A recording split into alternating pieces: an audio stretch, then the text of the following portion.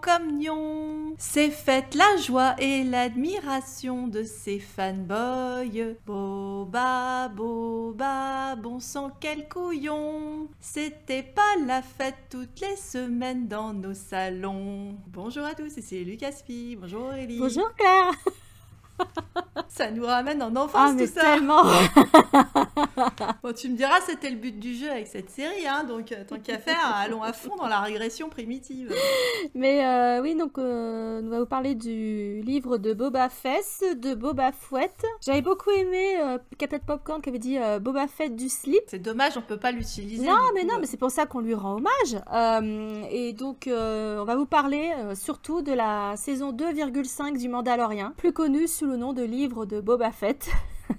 C'est un programme qui s'est fini il y a quelques semaines dans les dunes de Tatooine et les rues de Mos Espa. Là où Disney Plus va reprendre apparemment, puisque justement au jour où nous enregistrons, la veille, on a eu droit au teaser d'Obi-Wan Kenobi, donc on ne va pas sortir la tête du bac à sable pendant un moment. C'est vous dire comment j'étais contente d'ouvrir ce livre de Boba Fett. Il était plein de sable. Ça se met partout le sable, notamment dans les bouquins. Comme le Mandalorian, il se met partout. Et Luke aussi. Le Mandalorian ? Ah oui.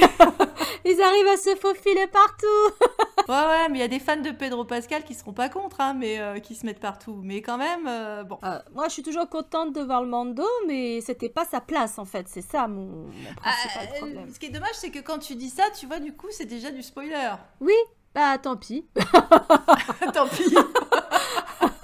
En même temps, on le sort pas pendant l'actualité brûlante de la diffusion de cette série. Bon, est-ce qu'on fait quand même une partie non spoil ? Non, j'ai pas envie. Je suis trop saoulée. Elle a plus rien à foutre maintenant, Aurélie. Elle va laisser tomber. Ne laisse pas tomber ton micro au début d'enregistrement, surtout, parce que sinon il sera endommagé. Bon, bah alors je suis désolée. Apparemment, vous n'aurez pas une partie sans spoil. Ah, c'est bon, il est sorti il y a des semaines, ça va quoi. Ouais, enfin, tu me fais le coup avec des films des fois qui sont sortis il y a que 20 ans, alors écoute, c'est pas possible quoi. On a renoncé avec les films, tu vois, La Reine Margot, on a essayé, mais finalement on avait tout balancé ou presque avant la partie spoil. Non mais c'est pas pareil, c'est une adaptation historique. Et en théorie, il y avait une partie originale. Mais j'ai envie de dire que c'est du Star Wars sur Tatooine, il y a rien d'original. Non, oui, c'est vrai que bon, il y aura pas de grosses surprises. Il y en avait quand même.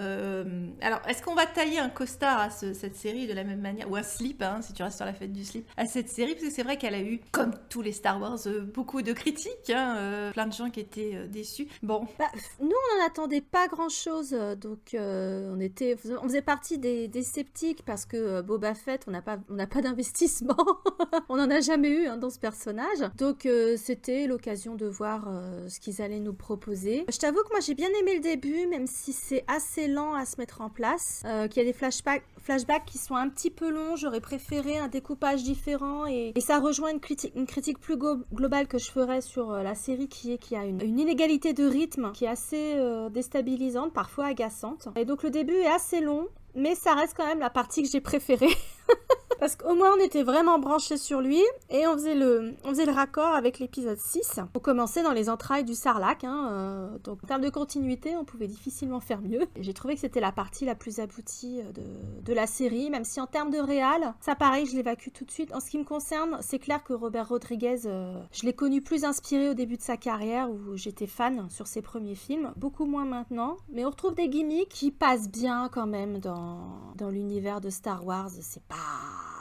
C'est pas la réal qui m'a le plus gênée. Entre toi et moi, ça. Que moi, j'aime pas Robert Rodriguez. Rodriguez. Moi, pas tout. Sin City, etc. Il y a plein de trucs auxquels j'ai pas adhéré, mais l'époque Desperado, Une nuit en enfer, etc.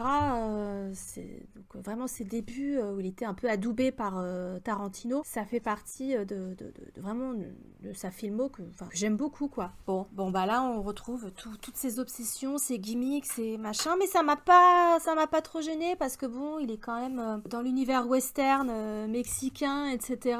C'était pas déconnant. Desperado. Ouais, c'est ça. Oui, ça d'accord. Oui, dans le western tatooinien, c'était pas... Mais alors voilà, c'est ça le truc. C'est-à-dire que ce que tu viens de dire avec le côté hétérogène. Bon, c'est le même principe que pour le Mandalorian, c'est-à-dire que comme tu confies les épisodes à différents réalisateurs, il y a forcément une inégalité. Alors même si le scénario, en théorie, c'est un peu toujours le même qui s'y colle, hein, mais quand même, c'est vrai que tu passes d'un truc à l'autre. Et en dehors de ça, c'est tout le problème de ce programme qui est de nous vendre le livre de Boba Fett. On va revenir, je pense, sur le titre, c'est là qu'il faut se concentrer par rapport au programme qui était livré, c'est-à-dire que c'est un livre où il y a plusieurs auteurs, très clairement, où tu perds le personnage principal en route, il y a des problèmes de narration, et je suis pas sûre qu'il y a pas, je me demande s'il y avait pas aussi un problème de public, c'est-à-dire de qui était visé là-dedans. Ouais. Alors, je pense que quelque part, ils étaient larges sur leur question du public, et c'est peut-être ça le problème, c'est-à-dire qu'ils ont essayé de faire plaisir à tout le monde, ce qui en soi est louable, c'est bien de vouloir faire plaisir à tous les fans de Star Wars, sauf que c'est compliqué les fans de Star Wars, comme on n'arrête pas de le répéter sur la chaîne, ils ne viennent pas pour les mêmes raisons, et du coup, il y a de quoi trouver quelque chose, finalement c'est une bonne continuité avec ce qu'on vient de faire sur le livre Un certain point de vue, parce qu'on se retrouve quasiment dans la même situation, c'est-à-dire des espèces de bribes de narration diverses et variées, et des gens qui vont y trouver leur compte, mais de la frustration à côté. Parce que ce truc s'adresse aussi bien à des fans de Boba Fett, qu'à des fans de la prélogie, qu'à des fans de la guerre des clones, qu'à des fans du Mandalorian, qu'à des gens qui veulent de la diversité et de l'inclusion, qu'à des gens qui veulent retrouver les vieux personnages qu'ils aimaient. Et donc du coup, voilà, c'est la foire à la saucisse, il y a de tout. Alors à part pour les fans de la postlogie, bien qu'il y ait quelques petites...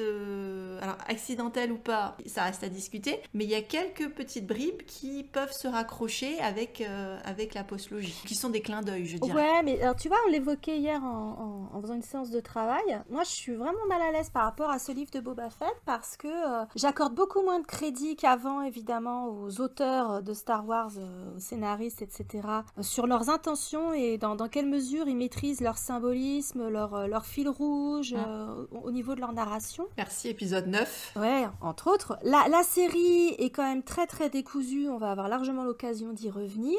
Tu l'as dit, pendant 2 épisodes, on perd de vue celui qui est censé être le protagoniste de la série. C'est quand même assez déstabilisant. Mais on a quand même réussi à trouver des lignes directrices, des points qu'on trouve vraiment intéressants. Alors maintenant, la question c'est, est-ce que c'était intentionnel, partiellement intentionnel, ou est-ce que c'est un joyeux hasard qui fait qu'on va avoir quand même des éléments comme ça de plot qui se suivent et qui peuvent amener à une réflexion approfondie. Honnêtement, je ne sais plus à quel sein me vouer avec DLF, Jon Favreau et compagnie. T'es jamais contre te vouer à des seins, mais là, visiblement, tu vas pas trouver lequel.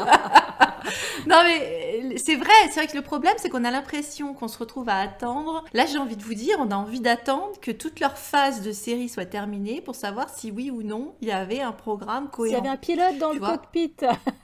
Est-ce qu'ils ont essayé de faire la même cohérence que ce qu'ils essayent de faire avec la Haute République dont on espère vous causer à la rentrée? Voilà, pour la Haute République, on le sait qu'il y a un programme cohérent. Là, on n'en sait rien. Voilà, et nous, on va pas forcément s'aventurer à vous dire que oui, on est persuadé que là, tu sais, à faire le tableau des théories et du complotisme. Mais par contre, souligner, comme tu l'as dit Aurélie, des choses qu'on a vues et qu'il y a des choses qui sont bien faites, parce qu'il y a beaucoup de choses qui sont... tout n'est pas jeté dans ce livre de Boba Fett. Par contre, oui, il y a des critiques à faire.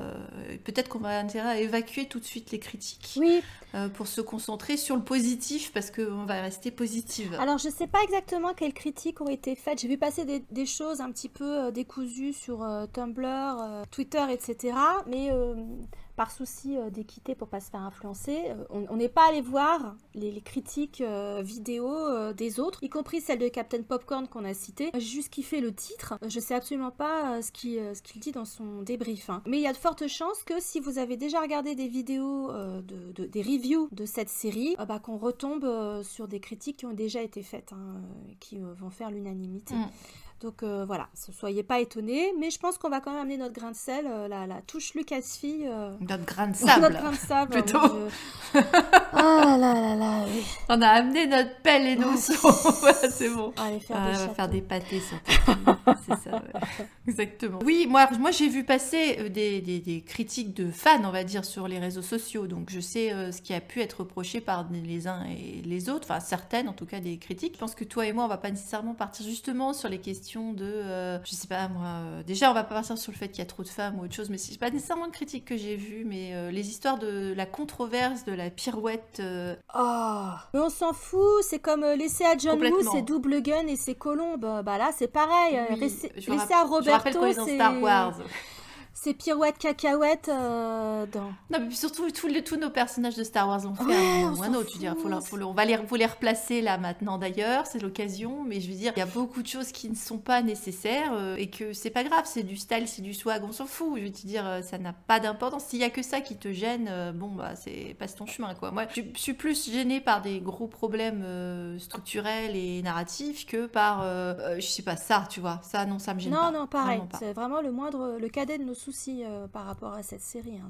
C'est l'esthétique Rodriguez, on adhère ou pas, et on passe à autre chose. Moi, je trouvais qu'il y a des moments qui étaient plutôt badass, qui me rappelaient justement sa filmo, même des premiers temps.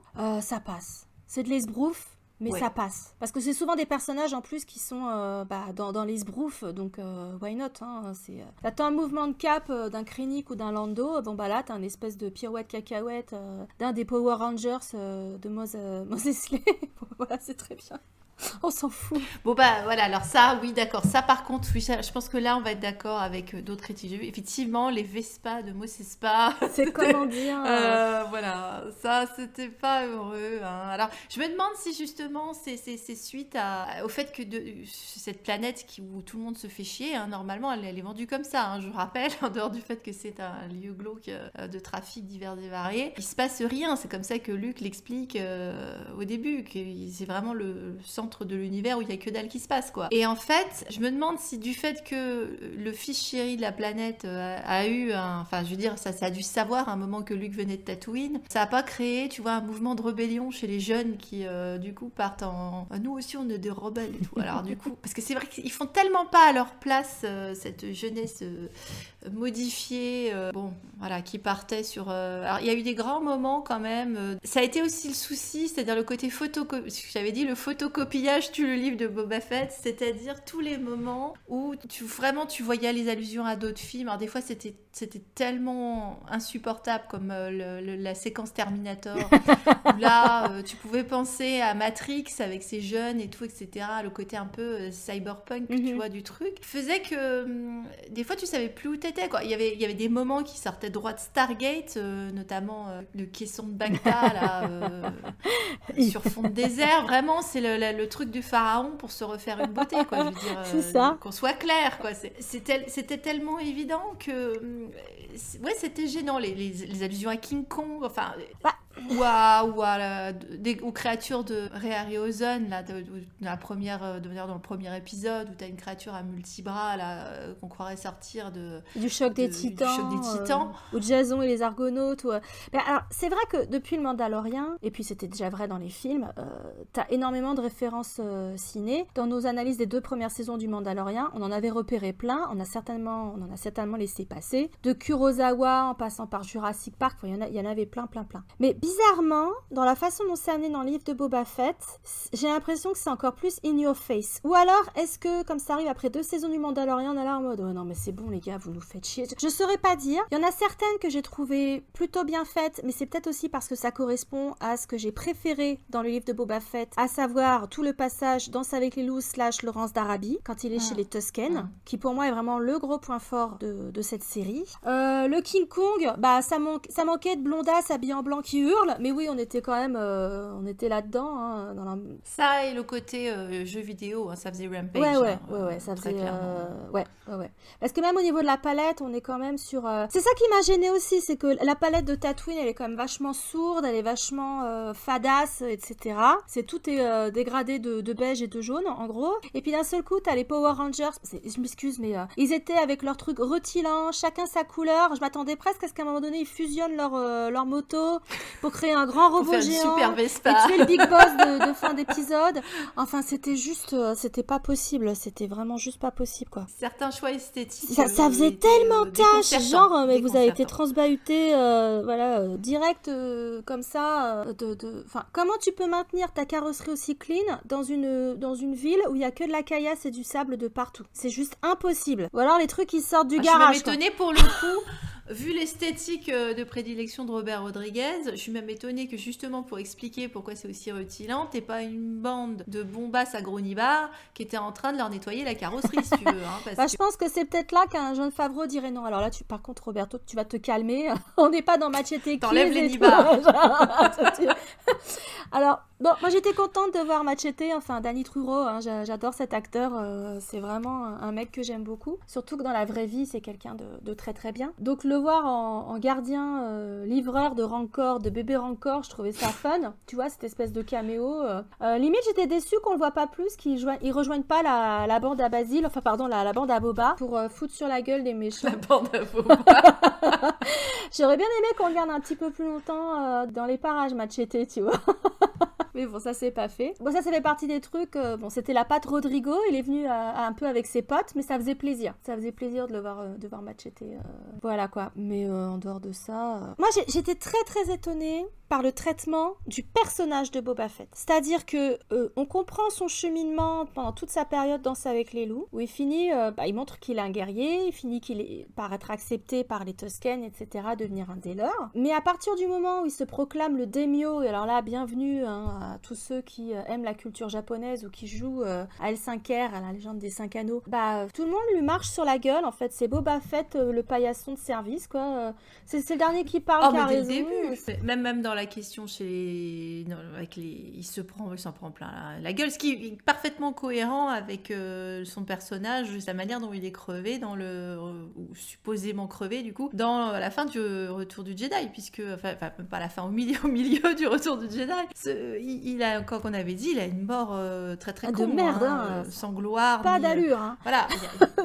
Aucune allure, zéro, que dalle. C'est la mort de la loose absolue. Donc c'est pour ça qu'en faire un super badass après était problématique. Donc quelque part, nous montrer, en plus bon, il est vieillissant, nous le montrer finalement s'en prendre plein la tronche pendant pratiquement toute la série, ça me semble correct. Ce qui est gênant, et c'est ce qu'on disait au début, c'était le fait qu'ils auraient pu rester juste sur la partie Danse avec les loups, Laurence Barré. Mais bon, le problème est terminé finalement au moment où il rencontrait le Mandalorien, le moment où on le voit, nous, dans le Mandalorien. Je pense que ça aurait fait un tout cohérent, beaucoup plus intéressant et peut-être mieux organisé et plus cohérent que ce qu'on a eu. Parce que c'est vrai que là, dans sa progression de personnage, ça part dans tous les sens et ça va pas. Quand on te vend un titre, ils ont choisi ce titre, hein, le livre de Boba Fett. Bon, alors a priori, je pense que c'est une BD, mais sauf que le livre de Boba Fett, c'est pas comme ça, c'est pas ce que ça veut dire. Quand tu fais ce choix-là, tu pars sur un choix mystique religieux. Oui. Que ce soit clair. Bien sûr. Et c'est évident. C'est la Bible, hein, donc voilà. La référence biblique, elle est évidente. Et elle est cohérente au début de son aventure par son passage initiatique chez les Tusken avec des moments mystiques et de la Renaissance et tout ce fond de désert qui va avec toutes nos histoires, Moïse, Jésus, tout ce que tu veux, tout le fond de base de la culture judéo-chrétienne. Donc du coup, ça avait un sens. Même, tu vois, si tu pars sur le côté des Amérindiens, sur des périples qui partent justement sur des natures plus ou moins désertiques, enfin, ça a un sens aussi là-dedans, ça peut aussi marcher. Si t'es chez les Navarros ou j'en sais rien, t'es dans les mêmes conditions quasiment. Donc du coup, si tu nous vends un truc mystique et que tu le fais dans les premiers épisodes plutôt bien, même dans une tenue qui te fait penser à Orange Mécanique, ça aussi je vais le placer maintenant, quand il se balade dans son pyjama blanc là, à se prendre des coups de canne sur la gueule, c'est vraiment... il lui manque que le galure, si tu veux. Il manquait que le chapeau melon et le petit mascara et on était bon quoi, il avait the look. Et donc, comme c'est un personnage qui a une rédemption, lui en faire chier des savons et des bulles au début avec ce rachat, avec ce rattachement, puisqu'on va parler beaucoup de la notion d'attachement à cette tribu qui lui donne une nouvelle chance et où il trouve une place et où il devient une espèce de nouveau chaman, ça faisait une histoire. Alors après, comme ils ont décidé de tuer la tribu chaman la tribu mystique amérindienne, ce que tu veux, rapidement. Du coup, il part sur une autre direction qui est plus du tout raccord avec ce qu'il vient de traverser et qui normalement lui permettait d'évoluer. Et loi se disant, ça devient une espèce de parrain de la pègre, machin, bidule, et même là, c'est un gros naze. Pour défendre, après on te dit que c'est pour défendre la population locale qui le connaît pas, dont il n'a rien à foutre, avec lequel il a zéro interaction. Tu le vois pas en train de donner des barres de chocolat à des mômes ou en train de faire une campagne électorale, si tu veux. Donc, à part essayer je sais pas, de discuter avec les différents groupes locaux et les hommes politiques locaux, enfin, puis tu vois l'Aube écarlate, enfin, tu vois tous les autres parrains de la pègre du coin, tu vas pas me dire qu'il a une nouvelle mission pour le bien commun, si tu veux. Et tout ça pour finalement, pas partir non plus dans cette direction, puisque après, il part sur autre chose. Oh, ça n'a pas de sens, quoi. Ça n'a juste pas de sens. Non, parce que, en fait, il a une renaissance. Un éveil spirituel, une nouvelle famille d'adoption, de nouvelles coutumes, des nouveaux objectifs de vie. On lui arrache sa famille d'adoption. Il part en mode vengeance, ce qui déjà là peut se discuter, parce qu'il a eu quand même cette évolution, on pourrait se dire peut-être que c'est pas ce qu'il voudrait. Après les Toscanes, c'est pas les derniers à rendre la monnaie de la pièce, donc la notion de vengeance, elle fait partie de leur... c'est pas des hippies. Des pillards, donc ça fait partie de leur culture, admettons. Une fois que ça c'est fait, il part en mode je vais sauver la veuve et l'orphelin, je vais devenir le nouveau Daimyo, je vais reprendre le territoire de Jabba. Personne ne veut de lui. Enfin, en les arnaquant, je vais te dire, c'est pas, il le fait pas non plus c'est ça, quoi. Personne ne veut de lui. À chaque fois qu'il interagit dans les rues de Moses Lee ou avec la population locale, tout le monde s'en fout de sa gueule. Sa légitimité en tant que Daimyo, elle est remise systématiquement en question. Et pour cause. Les gens ont bien raison de dire, tu débarques, t'es qui, toi? On sait pas qui t'es, on n'a pas besoin de toi, en fait. Et les gens ont aucune raison de lui faire confiance quand il assure qu'il va pouvoir les protéger. D'autant qu'avant, il travaillait quand même pour le il local, travaillait quand pour même, Jabba, donc je veux dire, les gens, ils sont pas complètement cons, même à Tatooine, quoi. Il écoute très rarement les conseils de Fennec Shand, qui est un très bon personnage, par ailleurs. Il est un peu en mode, tu sais, utopiste. Oui, non, mais je veux gagner par la loyauté, le respect. À Tatooine, t'es sérieux, bien sûr. Alors, effectivement, des fois, il a raison quand c'est face aux gardes gamoréens, parce que ça fait partie de leur culture. Il leur donne une chance de prouver leur loyauté pour leur nouveau maître, et le fait est qu'ils prouveront leur loyauté pour leur nouveau maître Boba Fett. Mais il y a d'autres occurrences où il aurait mieux fait d'écouter Fennec ou de rester sur ses gardes. Et ce qui était très curieux dans la caractérisation de Boba, c'est qu'il y a des moments où il est en tête à tête avec Fennec et tu vois bien qu'il est pas naïf, il est pas né de la dernière pluie, quoi. Et il y a d'autres moments où tu te dis, mais t'es le roi Arthur, tu débarques, tu vas installer Camelot sur Tatooine, c'est quoi le plan en fait? Y a pas de plan, c'est quoi? Camelot avec encore la bande de bolos, quand même. Oui, c'est ça, parce que... c'est Chevalier de la Table Ronde sur Vespa, là.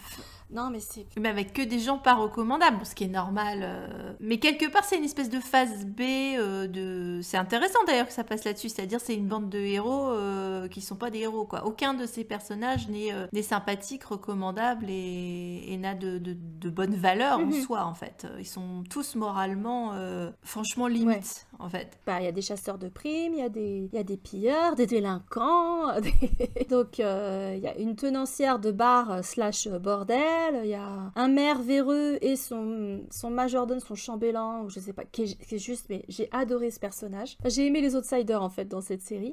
Le cheminement du personnage ne fait aucun sens. T'as l'impression qu'il change limite d'avis comme de chemise. Et à la toute fin, quand il a enfin réussi son objectif de faire le ménage à Tatooine, pacifier la région, etc., il dit comme ça, non, finalement c'est pas pour nous, on va faire autre chose, puis on laisse les Power Rangers en charge d'assurer le service après-vente, quoi. J'étais quoi Bon, moi, je suis pas convaincue par Fennec, peut-être qu'on aura l'occasion d'en reparler dans la manière dont elle est représentée. Je trouve que ça a été un peu personnage gâché de mon côté. Il y a un potentiel gâché. Je dirais que, complètement, mais je dirais que c'est bizarre, parce que souvent, leurs interactions sont, elle veut savoir qui elle peut buter, s'il faut buter les gens, et qui elle va pouvoir buter. La réponse est systématiquement, oh ben non, on va pas les tuer. On part d'un personnage qui n'est déterminé que par la violence, qui a été élevé dans la violence. On rappelle que c'était... Alors, certes, il n'a pas été programmé comme un clone, mais c'était quand même un clone d'un personnage qui était choisi pour ses gènes de guerrier, machin, etc., qui a été élevé par son père / donneur comme un guerrier, donc qui ne connaît que ça, qui a vécu qu'avec des chasseurs de primes dès qu'il a été récupéré enfant, du coup abandonné par les Jedi qu'on n'avait rien à battre, il a vécu que dans la violence, et qui n'a rien d'autre à proposer que la violence de toute façon en guise de programme, puisque qu'est-ce qu'il sait faire d'autre? C'est pas un politicien, c'est pas un diplomate, c'est pas un économiste. Donc du coup, il y a un problème sur le fait qu'il dit faut pas utiliser la violence, et moi je veux bien qu'on nous dise ça si il continuait sa voie de mystique, chaman, nouveau Moïse, tout ce que tu veux qui nous est vendu au début de l'épisode. Mais sauf que ça passe à la trappe. Ouais. Et donc ça devient finalement une espèce de Jésus 2 le retour avec vous allez vous aimer bordel de merde. J'ai jamais vu quelqu'un distribuer autant de pain aux marques marche. Tu vois, il va nous prôner quoi? Il est pas non plus en train de te prôner l'amour et la compassion, même si il y a plein de fois où, comme tu l'as dit, au lieu de buter ses ennemis, il est ouais, vous pouvez pas faire partie de mon équipe et tout. Que ce soit les gardes gamoréens ou le Chewbacca Black, je vais pas dire son nom parce qu'il y a trop de lettres, il y a trop de consonnes pour moi, mais Croissant ou je sais pas quoi, on va l'appeler Croissant, ce sera plus simple. Il se fait mettre sur la gueule par ce truc-là, qui est présenté comme un dangereux méchant Wookie, et puis finalement ça devient son potos, quoi, tu vois, c'est très bizarre. Et ce qui fait que du coup, sur la fin de la série, j'étais exactement dans la même position que Cat Bane, c'est-à-dire, c'est quoi ton angle? Qu'est-ce qui s'est passé? Et encore, lui, il a pas vu tout le cheminement, nous on a vu le cheminement et on se pose quand même la question à la toute fin. C'est pas juste que t'as vieilli, c'est l'acide du sarlac qui t'a fondu les neurones. Ça peut être que ça, parce que comme en plus il est contre la drogue, c'est quand même un type qui veut prétendre diriger la pègre, mais encore même là, quel est son angle? Il dit qu'il faut pas utiliser la violence, mais qu'est-ce qu'il a pu utiliser d'autre? La drogue, c'est pas bien. Bon, d'accord, mais du coup, tu vas négocier quoi? Je veux dire, on sait qu'ils vont pas donner la prostitution, parce que la première chose qu'avait fait Fennec, et ça c'était bien quand ils avaient introduit à la fin de la saison 2 du Mandalorian, arrivant dans le palais, c'était de libérer la Twi'lek, encore la Twi'lek enchaînée, voilà, bon. Donc, ils partent pas sur la prostitution, ils partent pas sur le trafic humain, ils partent pas sur... Donc son but, c'est quoi? Il va juste essayer de collecter de temps en temps des impôts pour la protection au café et aux commerces locaux, quoi. Ouais, c'est ça. C'est juste fournir sa protection contre rémunération et assurer la paix dans ce coin. Je sais pas. Honnêtement, je sais pas. Qui se rend compte de... Mais c'est avec une désinvolture, non, finalement, c'est pas pour nous. Non, mais... Après avoir mis la ville à feu et à sang, je me rends compte que c'est pas pour nous. Ça part sur une nouvelle agence touriste que moi je te le dis, tout ça. Le méchant Wookie va accumuler les bijoux comme Mr. T et puis voilà, vas-y que je t'embrouille. Je le vois très bien avec un cigare d'ailleurs, Boba Fett derrière, donc ça sera parfait. Il n'y a pas vraiment de fil rouge, il y a pas enfin c'est très décousu et le personnage principal, même quand il est présent, on ne sait pas quoi faire de ses réactions, de ses...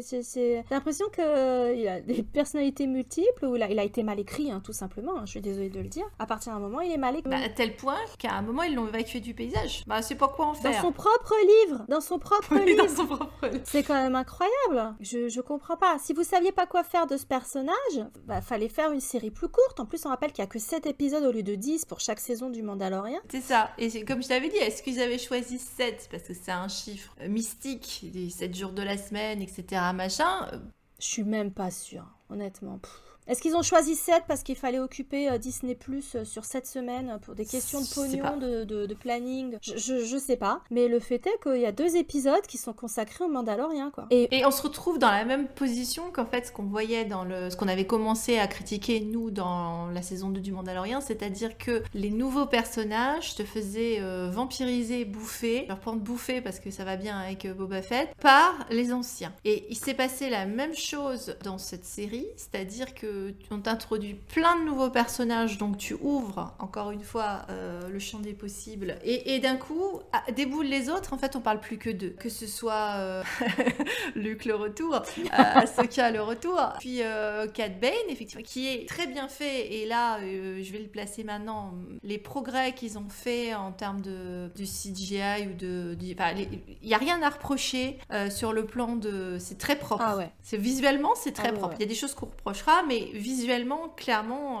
c'est bluffant. Le Cat Bane, il est sublime. D'aussi loin que je l'ai vu, je savais que c'était lui. Je savais pas ce que ça allait donner de près, et clairement, il est magnifique. C'est dommage, il est dézingué tout de suite, donc il va pas resservir.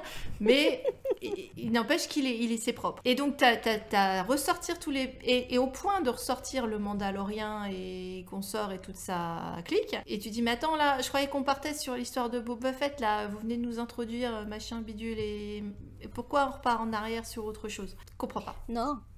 Bien, je me dis, ceux qui n'ont pas envie de regarder le livre de Boba Fett mais qui aiment le Mandalorian, ils vont être obligés de se taper cette série pour faire le lien avec la saison 3 du Mandalorian. Parce qu'il y a quand même énormément d'éléments qui devraient figurer dans la série du Mandalorian, et puis c'est tout, ça n'a rien à foutre là, quoi. Ça n'a rien à foutre. Parce que c'est pas une side quest, hein, effectivement. Parce qu'au début, tu pourrais très bien penser que c'était un épisode filler, puisqu'on rappelle, à la fin de la saison 2, Grogu part dans les bras de Luke pour se faire former, bon, et l'autre, il reste avec son sabre, ok?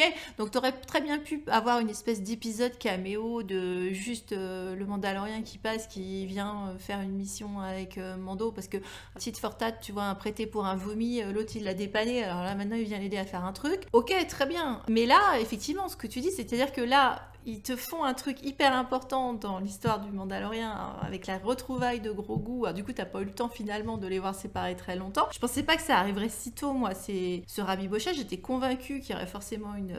Enfin, j'espérais, parce que Star Wars, tu peux plus être convaincu, mais disons que pour moi, ça semblait logique qu'ils se retrouvent. Mais du coup, pourquoi ils se retrouvent pas dans le Mandalorien? Alors, ils vont se retrouver dans Boba Fett. Ça a zéro sens. Non, ça n'a pas de sens. C'est vraiment... Ça avait rien à foutre là, alors qu'il y a plein de choses que j'ai bien aimées par rapport au Mandalorien et à Grogu, etc. Mais ça avait pas sa place ici. Du coup, ça coupe la série en deux. Si Boba, on le voit à 10 secondes et 20 secondes à l'écran sur les 2 épisodes où il apparaît presque pas, juste pour nous rappeler... Ah, par contre, vous vous souvenez, c'est le livre de Boba Fett. Ouais. Est-ce qu'ils se sont dit, on va rassurer les fans très vite sur le fait que Mando et bébé Yoda se retrouvent parce qu'on a du merch à vendre à Google derrière, parce qu'il y a ça aussi, tout le merch qui est sorti du Mandalorian, etc., qui est plus cher, je tiens à le dire, que tout le reste du merch Star Wars, juste parce que c'est Mando et Grogu, ils ont fait monter les enchères, là, donc bon, donc ils avaient tout ça à vendre, ils se sont dit, on va même pas attendre que la saison 3 du Mandalorian sorte pour les réunir, on va les réunir le plus vite possible dans l'esprit des fans pour pouvoir vendre notre merde. Je ne sais pas. Est-ce que ça a joué? J'en sais rien. Maintenant, avec Disney et Lucasfilm, tout est possible, mais clairement, en termes de narration, c'est juste ça avait pas sa place là. Parce que c'est le livre de Boba Fett, mais il est pas là, quoi. C'est à un moment donné, il est juste en note de bas de page. Je suis désolée, mais c'est pas possible. Enfin... faut dire qu'il est beaucoup vaseux pendant tout le truc. Il passe quand même beaucoup de temps dans son caisson comme Michael Jackson, ou je dis comme le truc de voilà. Alors, c'est d'ailleurs assez troublant, ces moments où il est dans sa caisse à Bacta, là. Ça, c'est bien fichu sur le plan des souvenirs, etc. Mais alors, du coup, ça te fait une... Je sais pas si ça te l'a fait à toi, mais une surimposition visuelle avec Vador, parce que ça fait quand même 2 vieux types chauves et pas en bon état, en train de faire des bulles dans leur hot tub, dans leur jacuzzi. Non, moi ça m'a pas... Non, pas du tout. Ça t'a pas fait ça? Non, parce que j'ai vu moi ça me faisait ça. Et de films de science-fiction où les gens émergent dans des cuves comme ça, ou dans des sarcophages, ou dans des... Non, j'ai pas... Ça m'a pas du tout... Ça t'a pas... Non, parce que pour moi c'était vraiment... Tu revoyais en visuel Vador, quoi, dans son coquetier ou autre chose, quoi, si tu veux. Et à part ça nous permet de repartir sur... Parce qu'effectivement, s'ils veulent vendre du merch Grogu et Din, ils seront au top pour une fois sur la paternité, sur la fête des pères. Mais par contre, ça remet encore en place la cruelle question de la maternité dans Star Wars. C'est pour ça que j'avais dit, de toute façon, pour moi, il y a quand même, même si les papas ils prennent cher, il y a quand même toujours 2 poids 2 mesures. Parce que je constate que toutes les formes de renaissance, et c'est un gros thème de la série, la renaissance est très présente, mais c'est des renaissances qui se font toujours et encore sans présence féminine, parce que ce soit alors je veux bien que le sarlac, on l'a déjà dit, soit un vagin, un utérus ou ce que tu veux, clairement, mais c'est la représentation monstrueuse, donc il ressort de là-dedans d'un truc monstrueux dévorant de cauchemar. Ok, il a une renaissance de manière mystique avec un arbre, un lézard qui te rentre dans les trous de nez, enfin bon, ce que tu veux. Là encore, c'est un truc paternaliste parce que ça se passe chez les hommes et c'est une initiation pour un homme. Enfin, typiquement, c'est le genre de rite d'initiation que tu donnais à des guerriers. Donc, encore une fois, pour te couper de la relation avec la mère, parce que c'était ça, ces rites d'initiation, c'était un seuil pour marquer ta rupture avec le monde féminin, pour ton entrée dans le monde masculin. Il y avait des rites d'initiation féminins, mais pour les hommes, c'était clairement ça derrière.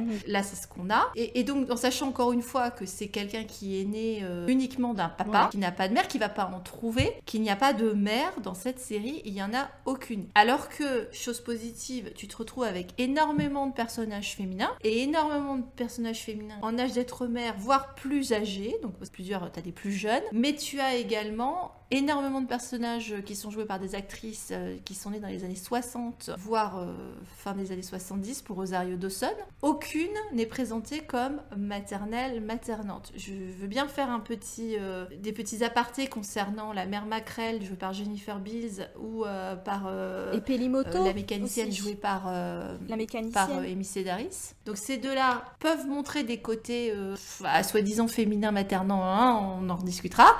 mais néanmoins ce ne sont pas des mères. Et le fait que Fennec en plus subisse une hystérectomie ne sera jamais en capacité d'être maman, je ne sais pas que ce soit débattu, mais néanmoins moi je le constate. Et quand tu remets la question de la renaissance et de la rédemption des personnes par des effets de renaissance, et que tu remets un bébé, puisqu'il ressort de gros goût du saloir, dans la narration, forcément moi ça m'amène à faire débat. Ah oui, ça pose un certain nombre de problèmes. Bah, dans le Mandalorian, ce qu'on avait bien aimé, entre autres, c'est qu'il y avait un équilibre entre les énergies masculines et féminines, les symboles masculins et féminins. Il y avait un télescopage, il y avait une confusion des genres qui était faite de façon intelligente. Là, le féminin est évacué autant que possible, alors qu'on a énormément de personnages féminins qui sortent des stéréotypes parce qu'elles sont pas dans des relations amoureuses, romantiques, machin, etc. On a des quinquas, en veux-tu, en voilà, comme tu l'as dit. Et pourtant, à part, encore une fois, moi je ferai un petit clin d'œil à Pelimoto, qui est quand même la plus maternante du lot. C'était déjà le cas dans Mandalorian. Bah, il n'y a pas de maman, il y a des guerrières, beaucoup de guerrières, des femmes intelligentes, des femmes de talent, des femmes compétentes. Leur féminité est assez effacée, à part cette patronne de bordel, Jessica Biel, la Twi'lek, qui est très sexy, mais qui en même temps... Non, Jennifer Beals, confond pas avec Jessica Biel. À chaque fois. Jennifer Beals, Flashdance, yeah. Alors, elle, c'est une bombasse, etc. Mais c'est surtout une chef d'entreprise, quoi. Une patronne de bar qui, quand même, connaît les règles du jeu et qui va pas la sauver, malheureusement, mais qui sait tenir son entreprise, qui sait tenir tête, dans une certaine mesure, à la pègre, etc. Mais qui est pas maternante, rassurante pour autant. Elles sont pas spécialement bienveillantes, hein, les unes et les autres non plus. Hein, donc. Mais qu'elle a des chouettes costumes, hein. Ouais. Le fait est que pour des cosplayeuses, c'est chouette. Et en plus, parce que voilà, c'est une actrice mature, donc c'est vrai que c'est agréable de revoir. C'est vrai qu'on a des femmes plus âgées qui sont encore sexy, qui ont de l'allure, qui sont badass, qui sont ça c'est extrêmement appréciable. Ça je le souligne. Oui. Pour Peli, là, tu t'en reparlais, quand on en discutait un peu hier, pour moi effectivement, elle est pas, même si c'est peut-être la plus maternante entre guillemets, elle est pas codée comme étant une mère, dans le sens où c'est plus la sage vieille femme, tu vois, toujours un peu, qui peut être un peu barrée, mais qui peut être aussi celle qui apporte les médicaments, celle que tu verrais, tu vois, à l'orée de la sorcière, quoi, du village, quoi, en fait, quasiment. Le fait est qu'elle soit entourée, là, de ces espèces de petits mécanos, machin, je t'ai dit, on dirait finalement la sorcière avec ses trolls et ses elfes, quoi, quasiment ça, si tu veux. Elle a un côté tellement frappadingue, et tu vois, le fait en plus qu'elle fisse, parce qu'il faut rien pour te la ranger, elle, parce que elle est pas vilaine, cette actrice, à la base, mais ils lui ont collé une coiffure improbable, elle a des vieilles fringues dégueulasses, à la fin elle finit avec une dent en moins, donc elle prend cher, si tu veux, sur le plan physique. Donc pour le coup, c'est quelqu'un qui est lumineux, sympathique, débrouillard, grande gueule, qui a le cœur sur la... qui est grande gueule, mais qui a aussi bon cœur, si tu veux, donc elle a énormément de qualité, mais en faire une maman, je dirais non, quoi. C'est ce qui s'en rapproche le plus, on va dire. C'est ce qui s'en rapproche le plus, mais tu vois, elle a l'âge qu'elle a, elle est présentée comme une femme libre, autonome, indépendante, qui gère son cul et sa carrière comme elle le veut, en étant non attachée. Et la question de l'attachement, encore une fois, il va falloir qu'on en cause un moment ou un autre. Parce qu'à un moment, t'apprends, alors ça c'est des détails rigolos, mais t'apprends qu'elle a fricoté avec un Jawa, quoi. Tu te demandes comment c'est possible, mais bon, voilà, pourquoi pas, parce que c'est quand même présenté comme des créatures relativement repoussantes au niveau de l'odeur et de ce que tu veux. Puis bon, ils sont 2 fois plus petits qu'elle, mais tu vois, comme quoi, elle est complètement libre de toute contingence. Elle vit avec des droïdes, mais néanmoins, elle a fait ce choix dans sa vie alors est-ce que c'est affirmé comme un choix ou est-ce que ça s'est fait comme ça, j'en sais rien, mais néanmoins c'est ce que tu as, qui est que elle n'a pas de mari, elle n'a pas d'enfant, et ils font tellement en sorte de te présenter tous tes personnages féminins comme ça que j'ai envie de dire allez écouter la conférence qu'on va faire à Angers, à Bordeaux, quoi. Ah ouais, parce que ça se pose là, hein, effectivement, parce que encore une fois, Star Wars et les personnages féminins, les arcs féminins, c'est compliqué, hein, parce que aucune de ces femmes, celles qu'on croise là, n'a eu ni n'aura d'enfant à notre connaissance. Il y en a qui ne peuvent plus en avoir, soit à cause de l'âge comme Pelimoto, soit parce que tout le reste est cybernétique comme Fennec, soit elles sont décédées, donc de toute façon elles n'en auront pas. Donc voilà, à chaque fois qu'il y a un rapport parental, ça va être un papa et un petit garçon. parce qu'on a donc Mando et Grogu qui est donc un petit garçon, et on a notre Boba Fett et son Rancor qui est un petit mâle, qui va faire donc un imprint, ça c'est bien expliqué, que le Rancor, un peu comme les poussins et les dinosaures, il fait un imprint sur la première créature qu'il va voir. Et finalement, notre Grogu, quand Mando l'a sorti de son berceau, là, dans le premier épisode du Mandalorian, il a fait un imprint sur la première personne qu'il a vue depuis toutes ces années où il était en stase, on sait pas trop bien, et c'était le Mandalorien. Donc on a on a un attachement qui se crée entre eux à chaque fois, une figure paternelle et un petit garçon, un petit mâle, d'une autre espèce. Reptilien. En plus. Reptilien en plus. Voilà, c'est ça. C'est vrai qu'il y a ce côté-là. D'une autre espèce. C'est le cerveau reptilien. Donc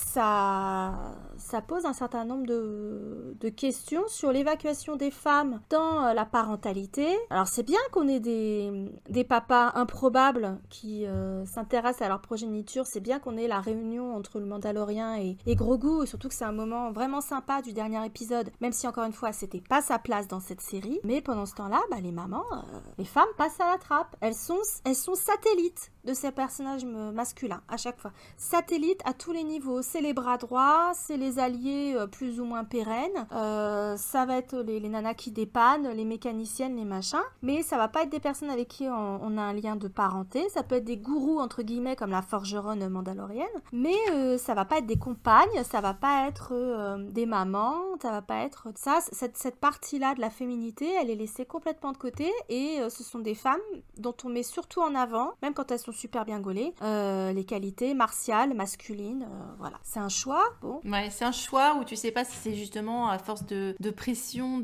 oui, il faut pas représenter les femmes comme ça parce que c'est tellement misogyne de faire une représentation genrée des rôles, etc. Ouais, moi je suis pas sûre qu'on y gagne grand chose à effacer complètement cette possibilité-là. Oui, il y a une pluralité, il y a une diversité de représentation et de rôles de femmes, mais ça veut pas dire que le rôle maternel ou de femme amoureuse doit être complètement évacué du propos. En fait, c'est possible d'avoir tout et d'en avoir plusieurs. Et là, que dalle. Dans la saison 2, t'avais les grenouilles. Ok. Ouais. Oui, on nous les a bien rebalancées à la Saint-Valentin. Voilà, c'est ça. Oui, ils avaient balancé à la Saint-Valentin, mais même là, tu vois, c'était encore une mère qui prenait cher, hein, mais bon. Au moins, elle avait des petits. Et son mâle. Pour ce qu'il en restait. Ouais. Oui, elle avait son mâle. Ouais, mais ce que je veux dire, c'est comment tu veux... je veux dire, parmi les fans de Star Wars, il y a des fans au foyer, hein, et des femmes amoureuses. Donc, comment tu te reconnais dans l'histoire Je dis pas qu'il faut transformer les séries Disney Plus en séries romantiques, mais la romance, c'est un aspect parmi tant d'autres d'une histoire. Et si tu as prétention à proposer un échantillon, un panel de relations, de personnages, de situations, etc., à un moment donné, il faut qu'aussi on ait une famille avec des enfants, avec papa, maman, machin. Sinon, il va manquer quelque chose. Tu vois, en négatif, ça va faire autant de tort que si tu le balançais, que toutes les féministes arrivaient en brûlant leur soutif en disant « Ouais, mais il y en a marre, les femmes se résument pas à leur utérus, ça gna. » On est d'accord. Mais bon, elles continuent à faire des enfants, à se marier et à être heureuses en couple et à avoir des aspirations romantiques. Donc montrez-le aussi, c'était très très curieux. Surtout que dans le même temps, ils te font du queerbaiting avec beaucoup de personnages codés queer ou des possibilités de gens qui vont te shipper des lesbiennes ou des homos. Donc ça, sans complètement l'assumer d'ailleurs, ce qui est pas cool non plus, tu vois. Ouais. Ce qui est pas cool, c'est juste, encore une fois, du baiting, quoi. Alors que ce soit de ressortir Timothy Olyphant sur lequel les gens avaient fantasmé avec un truc sur le Mandalorien où là, il était assorti d'un Goluro qui était pas mal non plus, donc t'aurais pu partir là-dessus. Bon, t'avais les deux nanas, même il y en avait qui shippaient aussi avec Fennec, bon voilà, donc ça partait là-dessus. T'avais des personnes, effectivement, toute la bande de jeunes était très clairement codée sur la question queer, puisque c'était des gens qui se transformaient, qui se remodifiaient, donc tu pouvais partir sur la question trans, etc. Enfin, ils le font, hein, c'est évident que ça part là-dessus. Enfin, je veux dire, on va être clair, même avec leur fait, tu vois, d'assumer des couleurs qui sont extrêmement tranchées, comme on l'a dit, avec la palette de Tatooine. On est presque sur le drapeau Pride, hein, c'est sûr. C'est évident. Donc, si tu veux, ils font cet effet d'amorce-là sur vive toutes les autres sexualités. Et puis du coup, on va gommer complètement pour les possibilités hétérosexuelles parce que ça ferait tâche. Et moi, je dis très bien, heureusement qu'on met de l'inclusion, et c'est super qu'il y ait plus de diversité, etc. Au contraire, mais à ce moment-là, est-ce qu'on est obligé d'enlever le reste aussi, si tu veux? Tu peux pas avoir fromage et dessert, c'est pas possible, faut choisir, si tu veux, c'est l'un ou l'autre. Si c'est ça, c'est vraiment très très con. Moi, je cautionne pas du tout. Alors déjà, effectivement, c'est du queerbaiting, parce que si vous voulez que je ship deux nanas ensemble, donnez-moi un peu plus de substance, et puis assumez vos trucs. Et puis, les hétéros n'ont pas disparu de la planète, parce que les queers ont gagné en visibilité, parce qu'on a de plus en plus de droits, on est de moins en moins considérés dans certaines sociétés comme des citoyens de seconde zone, ce qui est très bien, et que ça se reflète dans la fiction, c'est très bien également, mais ça veut pas dire que la majorité de la population est pas hétérosexuelle. Donc l'amour hétérosexuel, la romance hétérosexuelle, c'est pas sale, hein. Il y a aucune raison que les queers soient contre, hein. Je veux dire, a fortiori, si on fait de plus en plus d'efforts pour qu'eux aussi soient représentés de façon juste, pas la cage aux folles, tu vois, ou les relations lesbiennes, genre jeune femme cherche appartement au secours, c'est malsain au possible. Mais à ce moment-là, faites-le intelligemment, montrez tous les éventails. Je demande pas que ce soit fait de façon crue comme dans Sense8, que ce soit aussi militant que ce que peuvent faire les Wachowski, mais au moins allez au bout du truc et faites-le correctement. Vous foutez pas de la gueule des queers tout en ignorant les hétéros. C'est pas possible, c'est pas tenable. Ouais, je pense que tout le monde y perd en fait complètement. dans leur parti pris. Complètement. Quoi. Que ça manque de couilles dans tous les cas, quoi. Donc, que ce soit dans un cas ou dans l'autre. Hein. Et ça, c'est emmerdant parce que du coup, ça crée plus de décalage par rapport à la société, aux fans et à leurs attentes qu'autre chose. Puis manquer de couilles dans une série sur Boba Fett, alors quand même. C'est moche. Non, alors c'était censé être pour eux quand même. Je me disais, certains fanboys qui ont grandi avec lui, cette image du mec badass, etc. Comment ils ont dû avoir les boules que d'un seul coup ce soit un sans couilles qui parle beaucoup trop, qui temporise, qui machin. D'un seul coup, t'as l'impression que c'est, je sais pas, un diplomate. Et du coup, ils ont dû plus kiffer, ils ont dû reporter leurs besoins de testostérone sur Cad Bane et le Mandalorien. Mais alors, le Mandalorien voulait récupérer son petit.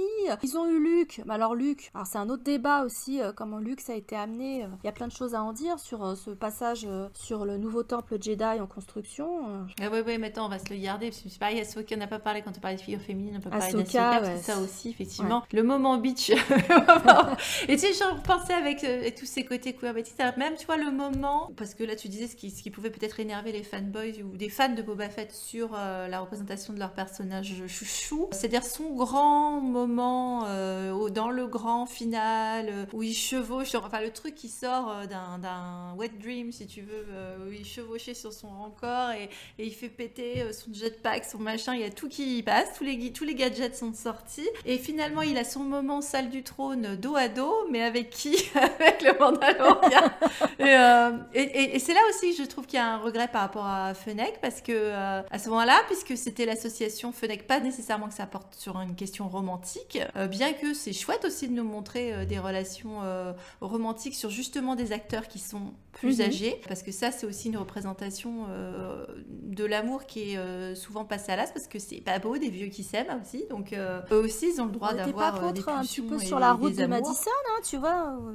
Ouais. On n'arrête pas de s'aimer, de faire des rencontres amoureuses après 25 ans, hein, Dieu merci, donc ouais. Clairement. Mais sans qu'ils partent nécessairement dans cette voie, puisque c'était leur relation, là, leur pacte, machin, ils sont ensemble, et ben pourquoi le grand moment de Hurrah s'est pas fait tous les deux dos à dos? Parce que à ce moment-là, elle était partie sauver les miches des... Moi, c'est Vespa, d'une manière, d'ailleurs, je fais un petit coucou à Pierrick là-dessus, qui avait souligné tous les faux raccords et les problèmes sur le fait que elle est venue se garer apparemment juste à côté d'eux pour apparaître sur le toit pour leur sauver les miches. Personne l'a vue arriver ni se garer. Et quand elle repart donc sur son engin qui est juste à côté d'eux et c'est complètement improbable comme situation.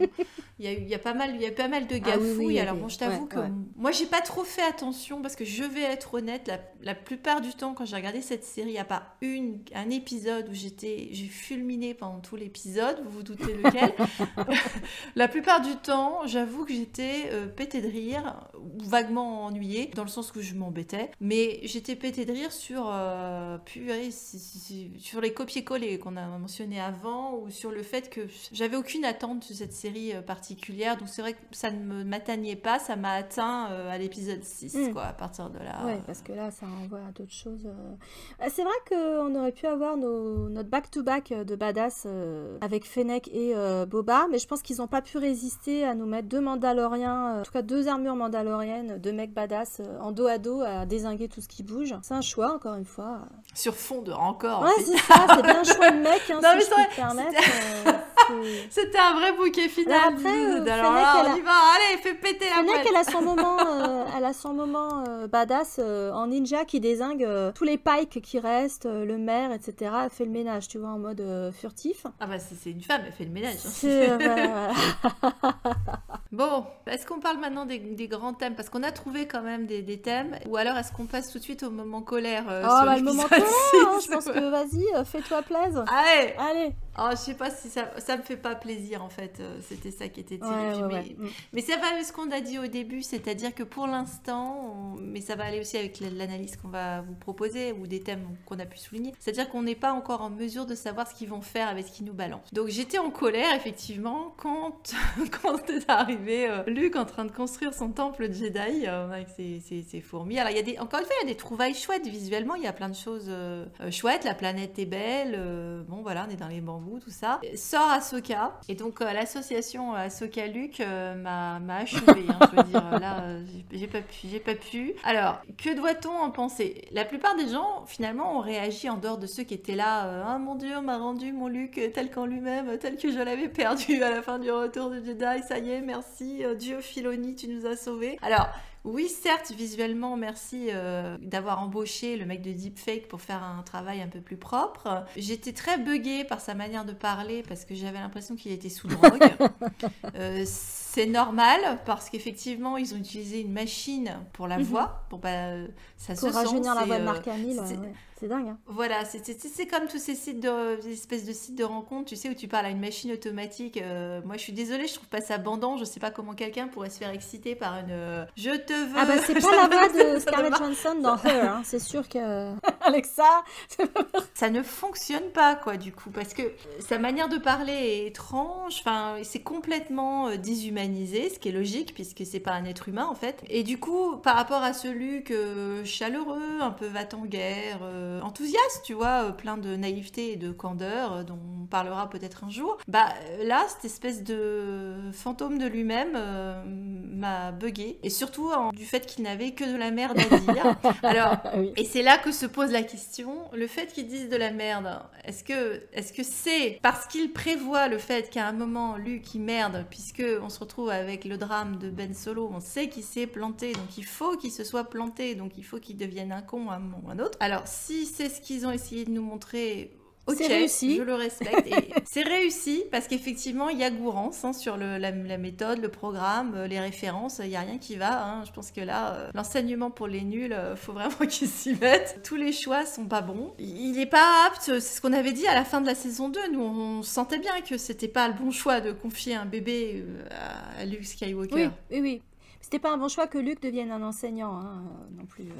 Ça aurait été un bon choix s'il s'était tenu à ce qu'il avait appris lui en disant fuck à ses maîtres. Parce qu'à chaque fois qu'il a été bon, Luke, on l'a déjà évoqué dans d'autres podcasts, c'est quand il a dit fuck au dogme Jedi ultra rigide et qu'il a suivi son cœur. Or là, on nous présente un Luke qui est devenu une espèce de clone des Jedi à l'ancienne, c'est-à-dire tout ce qu'on déteste, qui avait tout faux, quoi. Et il reproduit les mêmes conneries. Donc du coup, hashtag pas mon Luke de l'épisode 6, mais effectivement ça pourrait expliquer pourquoi on récupère le Luke de l'épisode 8 avec la plantade monumentale Ben Solo dans l'intervalle, quoi, effectivement. Avec des moments fugaces d'ailleurs qui sont pour moi qui m'ont fait froid dans le dos, et je savais pas si, parce que c'est tout le problème de la réception, c'est-à-dire que moi quand je le vois, je réceptionne quand il est là avec son sabre laser vert en train de faire des formes, des pirouettes à côté de bébé Grogu. Moi j'ai le visuel de ce qu'il va faire dans la hutte de Ben Solo. Le problème c'est que est-ce qu'ils sont dans cette direction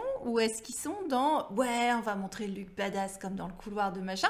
Et j'en sais rien, parce qu'il y a des gens, effectivement, qui l'ont reçu en « Ouais, ça y est, enfin, ils m'ont rendu le Luke que j'espère voir dans ses aventures, et maintenant, ils sont en capacité de te le donner, visiblement. » Merci la technologie.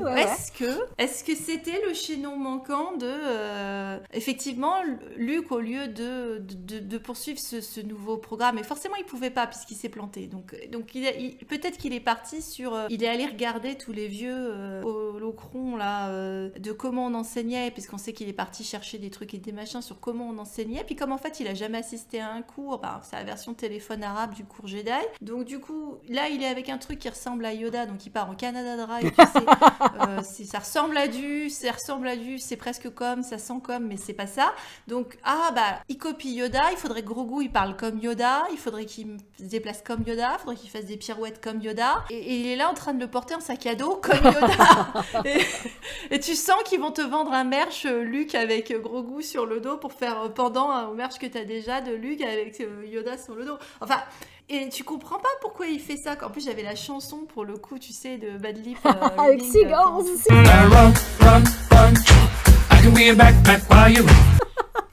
c'est exactement ça. Alors, c'est la même, mais avec des grenouilles, du coup. Parce qu'en plus, ils font du lâcher de grenouilles. Ouais, j'étais avec les triplettes de Belleville sur la pêche à la grenouille. Ça change du bâton de dynamite pour toutes les faire sortir de la mare. Plus arrive le moment chouette Sophie, là, puisque c'est...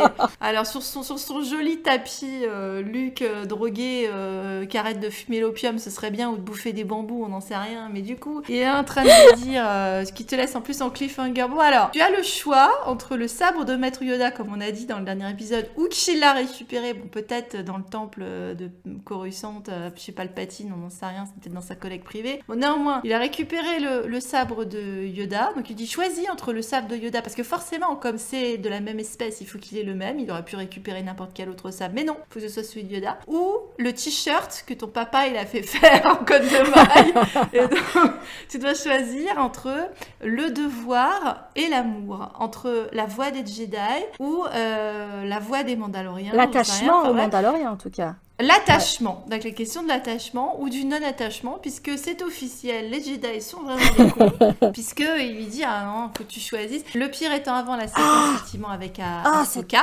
Pardon, excusez-moi. Voilà. Et ben tout le monde en est arrivé là, c'est-à-dire que là, si tu veux, est-ce que j'ai envie de voir une série Ahsoka ? Non.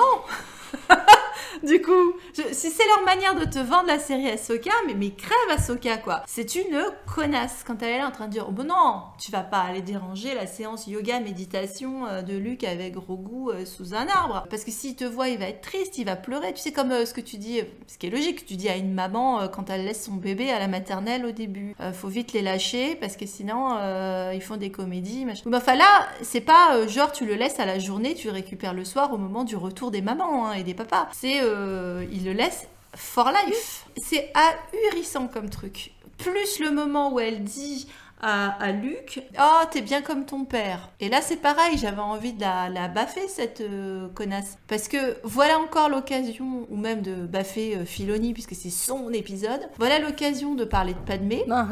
Mais il y en a encore que pour Papa Vador. Ouais. Alors que Luke est bien plus comme sa mère que comme son père. T'es bien comme ton père c'est Anakin ou Vador? C'est quelle période? Quelle crue? Quel millésime? T'es bien comme ton père, parce que ça veut tout et rien dire, hein. Tu peux l'interpréter comme tu veux, vu que tu sais pas ce qu'elle lui a raconté avant. Voilà une conversation à laquelle j'aurais bien aimé assister, tu vois. On n'en saura pas plus. Et avec tout le reste du contexte de l'épisode, moi ça je l'ai vachement mal pris en fait. Je me disais, ah t'es bien comme ton père. C'est-à-dire un gros con qui va dire fuck les Jedi ou... Comment tu veux qu'on l'interprète, quoi? Tu veux dire que j'ai des beaux cheveux? C'est quoi tu veux dire? Je vais finir à barbecue? Qu'est-ce que t'es en train de me dire? Enfin, c'est... Puis surtout venant d'elle, défendant la voix des Jedi avec... elle a passé son temps à dire je ne suis pas un Jedi, je ne suis pas un Jedi. Ça. Ils l'ont vraiment jeté comme une malpropre. Enfin, fuck les Jedi, quoi. Bah non. Non, là, elle est plus dogmatique que le Yoda de la prélo.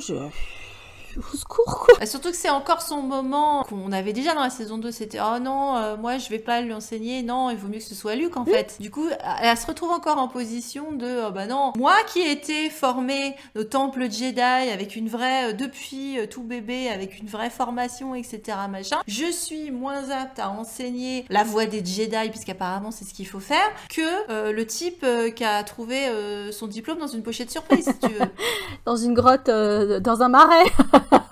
Je veux dire, ouais, c'est sûr qu'il est beaucoup mieux armé. En plus, il est beaucoup plus jeune qu'elle. Enfin, je veux dire, c'est un jeune homme. Hein. Il a quoi à ce moment-là, Luke? Il a 23, 24 ans, 25 grand max. Bon, c'est un héros de la guerre, etc. Mais c'est pas un maître Jedi, quoi. Et puis t'as cette espèce de ce duo là asexué. Je t'ai dit, moi je revoyais Diane et Apollon à ce moment-là, tous les deux, cette nouvelle gémellité d'une certaine manière du coup, parce qu'elle était un peu comme étant la Padawan d'Anakin, c'était entre la petite sœur et la fille, enfin c'est une relation un peu compliquée, donc du coup elle est avec le fils, c'est une tante, c'est quoi, c'est une marraine, on n'en sait pas trop, parce qu'en plus elle était jamais là avant, donc bon voilà. Je dis, j'avais vraiment ce visuel là de cette Diane chasseresse là, sans cœur hein, finalement, qui nous présentait. Et en sachant que la gémellité est repositionnée encore dans cet épisode, puisqu'on a nos jumeaux Lannister là, au début les deux hôtes là. Oui, notre gros dégueulasse.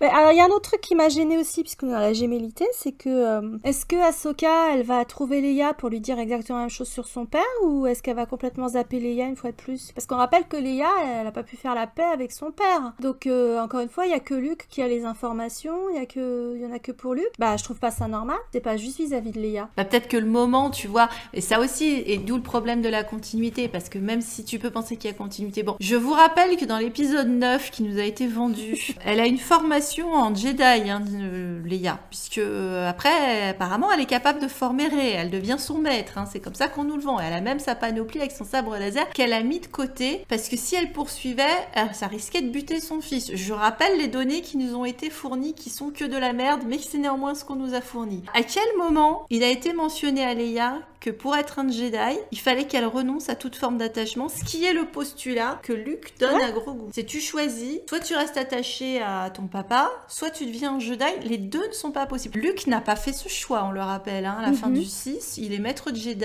il est visiblement attaché à son père qui vient de sauver par sa compassion, attaché à sa sœur, attaché à ses amis, attaché à une cause. Bon, alors je veux bien que la cause ça passe pour les Jedi, et je veux bien que le Jedi puisse avoir des amis, mais néanmoins, je dirais pas qu'il a renoncé, et il y avait rien qui te disait à la fin du 6 qu'il aurait pas après des aventures ou j'en sais, enfin on te le vendait pas nécessairement comme ayant renoncé à toute forme d'attachement, au contraire c'est l'attachement qui lui avait permis de sauver Vador, et c'est l'attachement que Vador avait pour lui qui avait permis de se sauver. Là du coup allez hop on repart en full merde, et donc il l'a pas dit à Leia, il a pas dit divorce et abandonne ton fils, que je sache, ça n'a pas de sens, ça n'a vraiment aucun sens. C'est tout ce qu'ils ont trouvé pour expliquer l'échec avec Ben. Alors d'autant qu'en plus comme Grogu fait le choix de lui dire bah fuck les Jedi, file-moi ma côte de maille et R2D2 me ramène voir mon papa, bah ça doit le faire réfléchir Luke, il a dû se dire ah peut-être bien je m'y suis pas appris correctement. Moi je dirais qu'il a réfléchi qu'à une seule chose, tu noteras. Tu veux que je t'amène où? À Tatooine? Fuck that shit. Tu te débrouilles, tu vas tout seul, je te mets avec R2D2 dans la poussette. Tu te démerdes. Tu y vas tout seul sur cette planète de merde. C'est irresponsable qu'il laisse un bébé tout seul. C'est clair. Alors je sais qu'R2 c'est le personnage le plus intelligent de toute la saga, le plus démerdard de toute la saga. Mais quand même, tu laisses pas un bébé tout seul. Enfin, j'ai trouvé ça irresponsable. Il aurait pu bouffer la moitié des trucs. Et il s'est pas détaché de Tatooine, il est encore attaché à Tatooine, c'est pour ça qu'il a pas voulu venir. Ah putain, il repassera avec ses méditations. Ça, ou c'est parce qu'il a dit il n'était pas question qu'il aille à Tatooine. C'est pour ça que, pareil, l'enterrer à Tatooine de manière symbolique, lui faire un cénotaphe sur Tatooine, clairement, il y a aussi un problème de continuité là, parce que à la première occasion, il avait pas envie de renouer avec son bon vieux potos Boba Fett ou d'aller sur Tatooine, si tu veux. Ça s'est pas fait. Enfin, je crois qu'il vaut mieux en rire, parce que je pense que ce qu'ils vont nous amener derrière, ça aura pas plus de sens que ce qu'ils nous ont donné là, tu vois. Le seul truc où vraiment je pourrais m'énerver, c'est si y a du retcon ou par rapport à l'arc de Ben, parce que là ça me ferait vraiment chier. Mais pour le reste, j'en ai tellement plus rien à foutre. Et c'est ça qui est dommage, c'est que dans cette série, la plupart du temps, j'étais là en mode ah c'est fun, ouais bon ok, et j'en ai rien à foutre. J'étais désinvestie, mais d'une force. Alors c'est là qu'il faut qu'on reparle de la question de l'attachement, justement. On vous dit, je pense que c'est vraiment ça, en fait, le cœur du coup de la série, et là où ça pose le plus de débats, et où c'est le plus intéressant, et où en fait je suis pas complètement sûre du message qu'on est en train de nous donner, où soit c'est extrêmement brillant, soit c'est complètement aléatoire. C'est-à-dire que Ils font toute la question sur faut-il ou pas être attaché à son passé. Je rappelle que c'est aussi ce qui est mentionné par Ben Solo après tout. Hein. Tuer le passé, bon, finalement, il s'en est pas détaché. Et clairement, ce que la postologie t'explique, c'est que non, faut pas se détacher du passé, faut faire la paix avec. Mais les attachements, c'est ce qui sauve les gens en fait. C'est les relations aux autres qui te sauvent. Donc du coup, que ce soit débattu ici, c'est très logique avec tout ce qui est dans Star Wars jusqu'à présent. Et la manière de gérer tes émotions, la question de la colère et de la réaction à la colère. Bon, c'était le point qu'a perdu Anakin. C'est ce que Luke arrive à réfréner dans la trilogie originale, puisqu'il y a des moments où il pourrait basculer, il arrive à prendre sur lui, justement grâce à ses attachements, etc. Et alors que c'est les attachements qui ont provoqué la colère d'Anakin, donc encore une fois, ces deux-là vont toujours main dans la main. Et dans la postlogie, c'est bien le sentiment que les gens auxquels il était attaché, on n'avait rien à foutre de lui, qui a provoqué la colère de Kylo, entre autres. Hein. Il y a aussi la manipulation de Snoke, mais néanmoins, je pense que c'est quand même un peu ça qui est au cœur du truc. Donc du coup, c'est le sentiment qu'on n'avait rien à foutre de lui qui l'a mis en colère. Et c'est le fait de se rendre compte qu'il y avait quelqu'un, et éventuellement son père et sa mère qui étaient attachés à lui, qui l'a sauvé à la fin. Donc c'est toujours présent. Donc là, tu vois plusieurs symboliques de la colère qui sont mis en place, des moments de bascule dans la série et les problèmes qui vont autour. C'est-à-dire, quand Boba Fett finalement est assimilé à la tribu et que la tribu est dézinguée, il part en vengeance, il désingue tout le monde. Sauf qu'il apprend à la fin qu'il a tué des innocents, enfin si on peut dire, hein, c'était un gang de bikers qui de toute façon semait la zizanie, donc bon. Mais néanmoins, il a pas tué les bonnes personnes. Donc il a pas réprimé sa colère et il l'a pas utilisé correctement, voilà. Tu as le méchant Chewie qui n'arrive pas à contrôler sa colère non plus au moment où t'as la maquerelle qui lui dit non, mais tu vas pas foutre le bordel, tu es quelqu'un de formidable, machin, j'ai confiance en toi. Résultat, bon, il arrache quand même le bras de la personne sur lequel il était vénère. Bon. Le rancor, qui par son nom est tout un programme et qui symbolise la colère débridée, hein, littéralement, enfin, et qu'on voit à la fin en train de semer la zizanie sur la ville. Donc c'est le non-contrôle des émotions primales. Et face à lui, donc Grogu, qui lui est en colère aussi qu'on puisse faire du mal à son peuple et qui, par le pouvoir de l'amour etc., et de son attachement, justement, va calmer la bête sans violence, d'ailleurs. Donc, et on lui demande à Grogu de faire un choix d'attachement. En fait, quand Luke lui présente le choix, il a le choix entre l'arme défensive, enfin le côté défensif qui est la cotte de maille qui lui est donnée par amour, au nom de l'amour par son père, pour le protéger, et le fait d'avoir une arme offensive qui est un sabre qui viendrait, Jedi, de son espèce, etc., machin. Donc, il y a toujours cette question-là, c'est-à-dire ta colère, ton attachement, tu en fais quoi? Tu l'utilises pour faire du mal, ou tu l'utilises pour protéger, tu l'utilises comme une forme d'agression ou de protection, et c'est débattu sans arrêt à l'intérieur de Star Wars. Et si ils ont pensé à ça dans la série, c'est intéressant. Oui, parce que finalement, on reprend encore une fois la citation de Rose, hein, qui est vraiment, c'est le cœur de Star Wars, c'est pareil, est-ce que tu détruis ce que tu détestes ou est-ce que tu protèges ce que tu aimes? Toujours la même question, quoi. Et puis la colère, on peut en revenir, puisque le rancor finit par se calmer, Boba Fett finit par se calmer, etc., utiliser sa colère autrement. Grogu, ça lui est arrivé sous le coup de la peur et de la colère d'utiliser des pouvoirs qui sont assimilés au côté obscur, comme l'étranglement des Stormtroopers quand il était aux mains de Moff Gideon. Mais c'est par compassion qu'il va calmer la colère du rancor, c'est pour protéger son papa. Donc, et tu noteras la différence de traitement, parce qu'il utilise ses pouvoirs 2 fois pour sauver le Mandalorien dans le dernier épisode de Boba Fett. La première, c'est face à une machine, il va utiliser la force pour dézinguer la machine. À la recherche de boules, comme d'habitude. Voilà, pour faire du mal. Il cherche toujours les boules, systématiquement. Pour le rancor, qui est un mâle, hein, je le rappelle, le bébé rancor de Boba Fett, il a pas cherché à lui arracher les boules, il a, au contraire, c'était un être vivant, il a calmé sa colère. Alors ça l'a bien fatigué, parce qu'il s'est retrouvé à roupiller à côté, illico presto, genre... Oh, fatigué, gros coup quand même, hein. Mais voilà, là, c'était pas dans la colère, c'était pas pour faire du mal, c'était pour protéger. Et il a progressé, hein, parce que quand on voit le rhinocéros dans le premier, a priori, le rhinocéros, il a été buté, hein, donc il a progressé. Et même au sein d'un même épisode, entre se battre contre une machine sans âme, a priori. On n'est pas sur un droïde qui a des sensations, des émotions. En tout cas, c'est pas comme ça qu'on nous les a présentés, ces droïdes-là. Et face à une créature vivante qui a peur, qui est blessée, parce qu'il a pris cher le rancor, il s'est bien fait dézinguer quand même. Donc sa furie et sa terreur font qu'il est livré dans la ville. Enfin, c'est King Kong, encore une fois, hein, qui est terrorisé, voilà, qui donc réagit par la colère, comme n'importe quel animal, par l'agressivité en tout cas. Bah là, il réagit autrement, il calme sa colère de ce qu'il a sans doute assimilé comme un jeune comme lui. Il se rend compte que c'est un bébé d'une autre espèce, et donc du coup, bah, qui est blessé en plus, et il le calme, et il y parvient. Donc c'est bien aussi pour l'arc de Grogu. Mais alors par contre, on se rend compte que à 2 reprises, ils nous ont mis le Mandalorien assez artificiellement quand même dans une mauvaise posture pour que Grogu puisse montrer ses pouvoirs. C'était un peu too much, mais bon, comme les scènes étaient jolies avec l'utilisation de la force, ça passait, tu vois. Mais... Bah, ce qui est mignon, c'est que c'était le Mandalorien qui s'inquiétait de la sécurité de son fils, tu vois, qui voulait lui laisser une protection.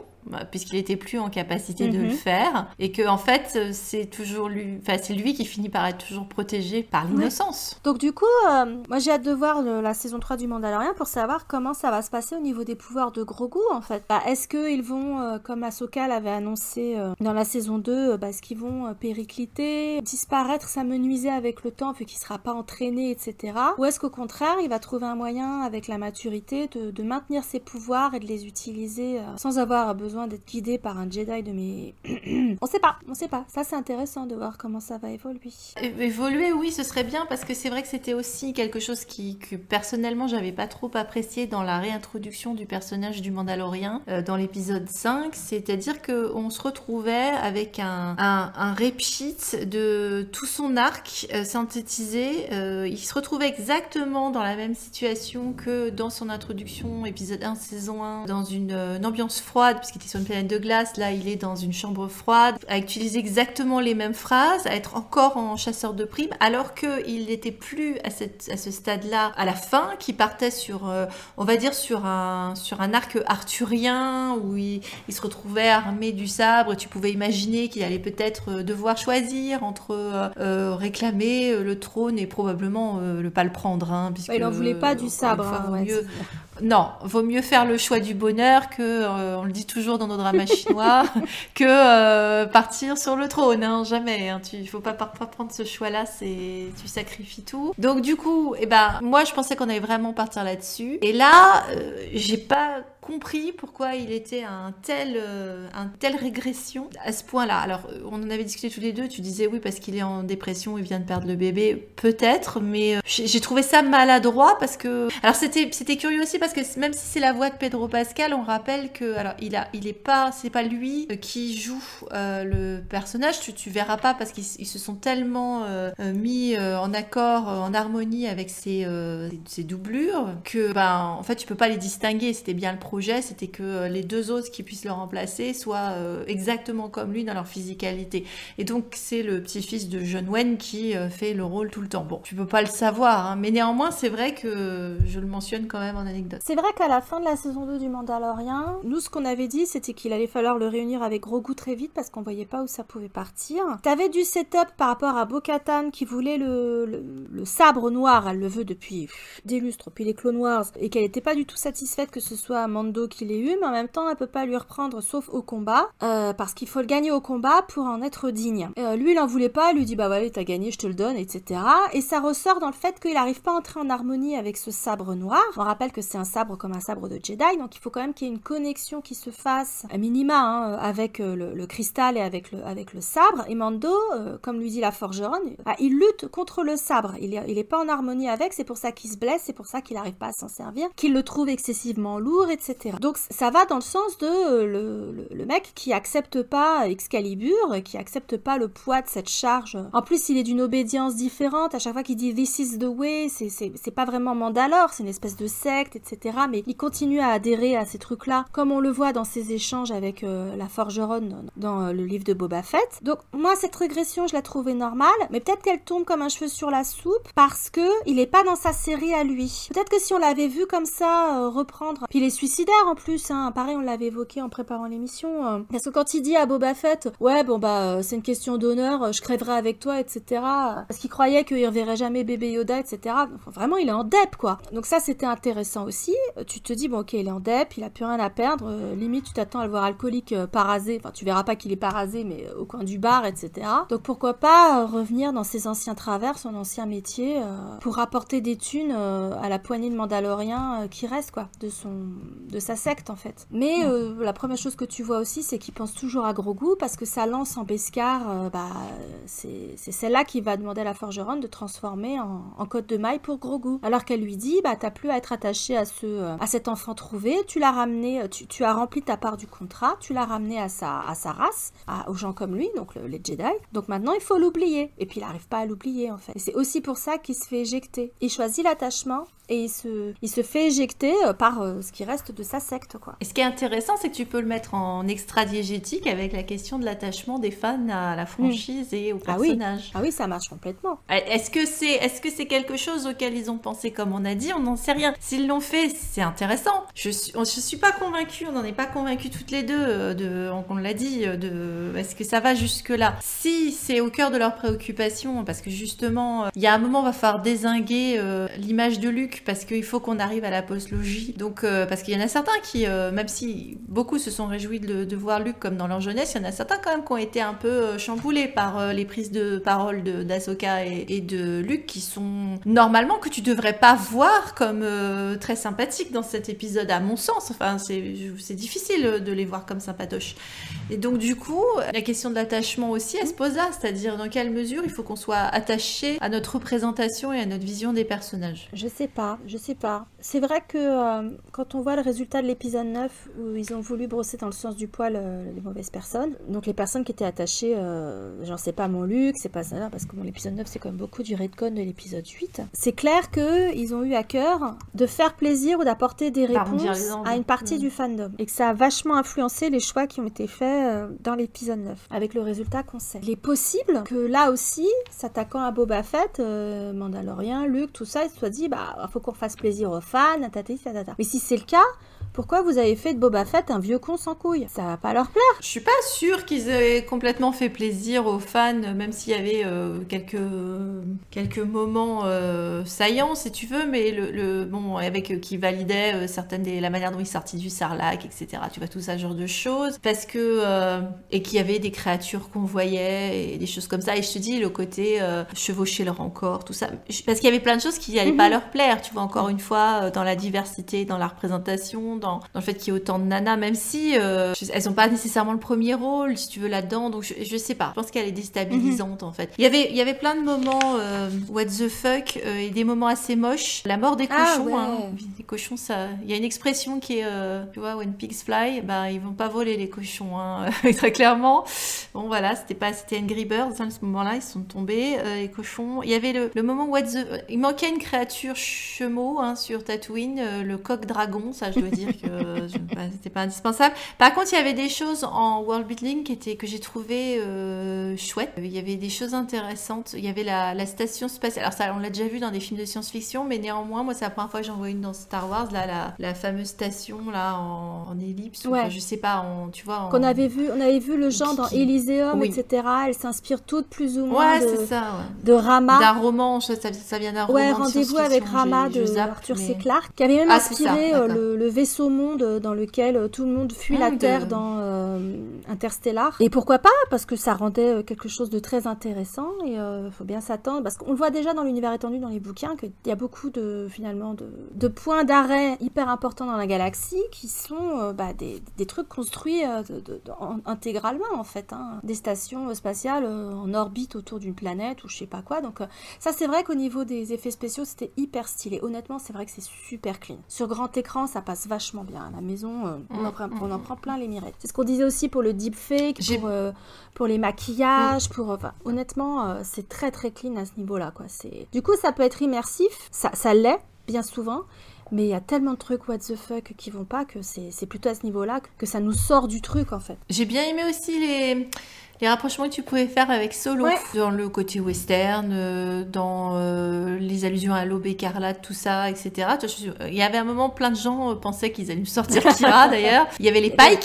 Il y avait les Pike qu'on avait vus dans Solo. Donc la référence à l'épice, tout ça, etc. Bon, même s'il y en a d'autres, mais c'est vrai que là, c'était clairement, il y avait les ponts avec l'univers qui nous avait été proposé dans Solo, pour moi, était plus présent que dans d'autres. Donc c'est vrai que j'ai trouvé ça sympa. Il y avait ce moment aussi, parce qu'il passait beaucoup de temps, c'est un spatioport, donc tu voyais des voyageurs qui débarquaient, il y avait des histoires de valises, c'était pas la valise de Padmé cette fois-ci. Donc, d'ailleurs, d'un moment, dans le fond, tu voyais une nana avec une robe hyper stylée, d'ailleurs, qui débarquait sur Tatooine, elle avait une espèce de méga robe, j'ai vu vaguement, tu vois, il y a vraiment plein de choses qui se passent dans le fond, dans les costumes qui sont assez intéressants. Et t'avais tout ce passage qui était sympathique, où il a plus de vaisseau, on me rappelle, Din Djarin, il se retrouve donc à prendre l'avion, comme en classe éco, comme tout un chacun, avec avec le petit gamin qui est un petit rhodien comme Grido, là, et qui est ce petit échange là avec le gosse, alors que lui, il a plus son enfant.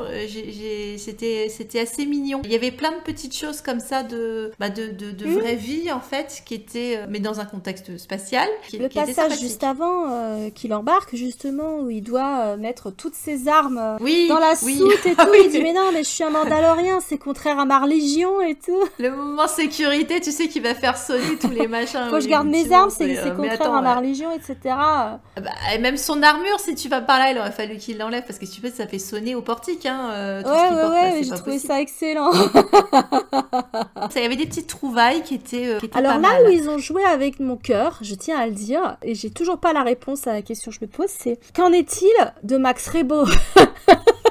Ta vie, Max Rebo, ça doit pas être quelqu'un de bien. Je pense qu'il doit être au courant de toutes les combines et les trucs. Donc il est fort possible qu'il ait survécu, Max Rebo, parce qu'il est au courant de tout, et donc à chaque fois qu'il y a un truc, parce que encore une fois, comment s'est-il sauvé de la barge alors qu'il y était? Mystère il et a boule de gomme. survécu à l'explosion de la barge. J'étais toute je contente. sais pas, c'est un survivor, tu sais. C'est un vrai survivant, Max Rebo. Je pense qu'il est les encore espoirs en bon sont état. permis. Il a survécu à l'attentat à la bombe dans la cantina de Jessica Biel. Oui, je sais, c'est pas Jessica. Non, Jennifer Beals. Oh,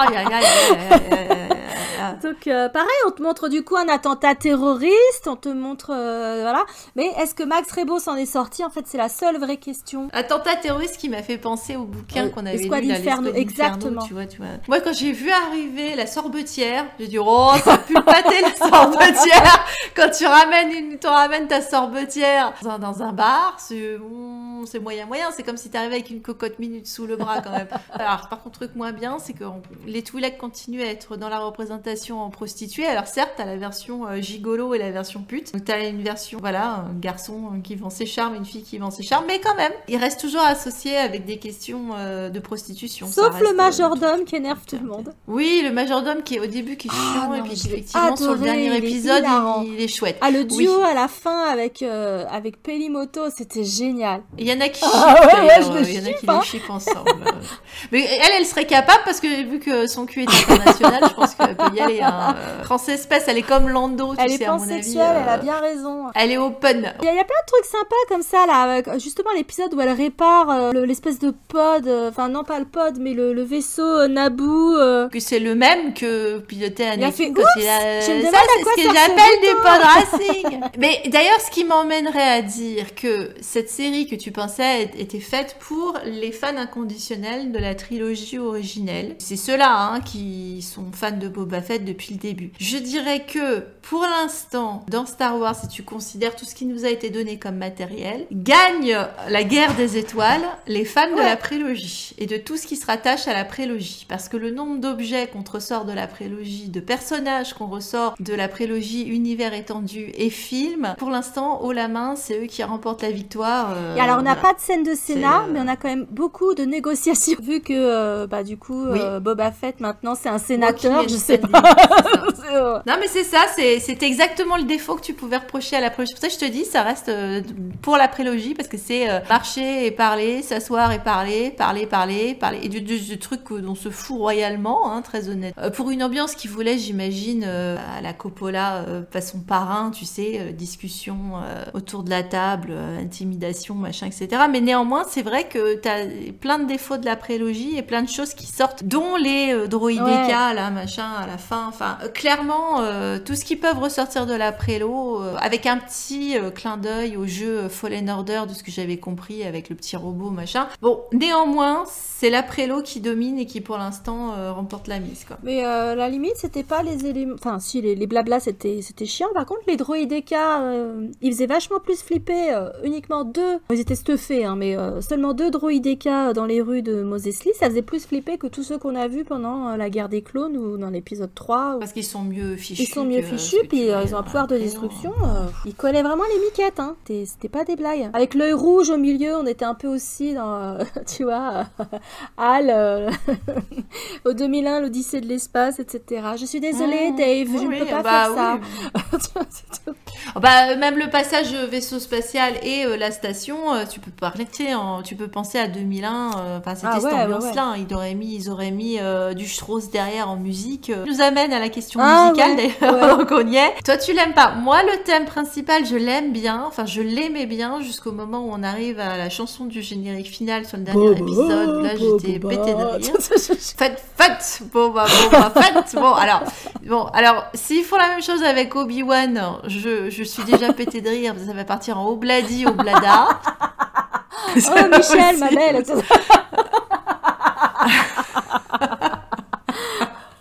Mais par contre, ils ont gardé une chose positive, c'était les génériques de fin là, avec les concept art, chose qui était extrêmement réjouissante dans le Mandalorian et encore une fois, on a été régalés, c'est-à-dire que tu zappais pas tout de suite parce qu'il y avait des très beaux concept art. Et c'est vrai que j'ai trouvé la musique moins inspirée que pour le Mandalorian. Les moments où j'avais les poils, c'est quand le thème du Mandalorian pourtant, revenait. Très inspiré d'Ennio Morricone, hein, parce qu'il parlait là-dessus. Hein. Oui, mais Ennio Morricone, moi je trouvais qu'il y en a à prendre et à laisser. Je suis pas fan de tout ce qu'il a pu écrire. Il y a quand même des thèmes plus marquants. Non. Et là, j'ai trouvé que c'était un peu moins réussi que pour le Mandalorian. Voilà, parce que l'effet de la nouveauté de cet ovni qui est le compositeur, c'est atténué. Je ne sais pas. Je trouvais ça un petit peu moins inspirant et inspiré, mais bon, ça fonctionne quand même. Hein, mais c'est juste que j'avais les poils quand le thème du Mandalorian arrivait. Par contre, c'est sûr. Pendant qu'on est sur les génériques de fin, ça aussi, c'est le moment photocopillage crossover aussi. C'est le fait que leur dernier épisode 7, il faut qu'on termine sur une fin à la Marvel où pour le coup, t'as pas intérêt à zapper le générique parce que t'as un truc qui t'est donné à la dernière seconde que finalement hyper important, mais bon, pour ceux qui s'inquiétaient sur Timothy Olyphant sur le Marshall, si tu veux, à la dernière seconde, il fait aussi un tour dans le jacuzzi de Boba Fett. Tout le monde y est passé dans cette baignoire. Voilà, ça aussi, c'est un truc. Pourquoi faire ça? Une outil sur une nouvelle série, une nouvelle saison de livre de Boba Fett, de livre Boba Fett, le retour, je sais pas. Je sais pas comment ils vont le faire retourner alors qu'ils l'ont déjà fait dégager dans une partie de sa saison. Je sais pas. Mais Timothy Olyphant, moi je suis contente qu'il revienne parce que juste je l'aime trop ce mec, quoi. C'est juste ça a rien à voir avec Star Wars. Enfin, je le trouve très bien en Marshall, hein, c'est pas la question. Quand tu l'as vu dans Hitman, dans Deadwood, etc. Bon tu kiffes Timothy Olyphant, quoi. Mais c'est vrai que tu vois, j'ai un regret sur Cad Bane. Alors est-ce qu'il va faire un comeback à la Darth Maul? Ça se trouve, il est pas complètement mouru, tu vois. On avait l'air très mouru là quand même. Mouru, hein, faut quand même constater. Comme maintenant on sait qu'ils sont capables de les faire et qu'ils peuvent faire une série ou un épisode sur n'importe quel autre moment de leur timeline. Il suffit qu'ils refassent, tu vois.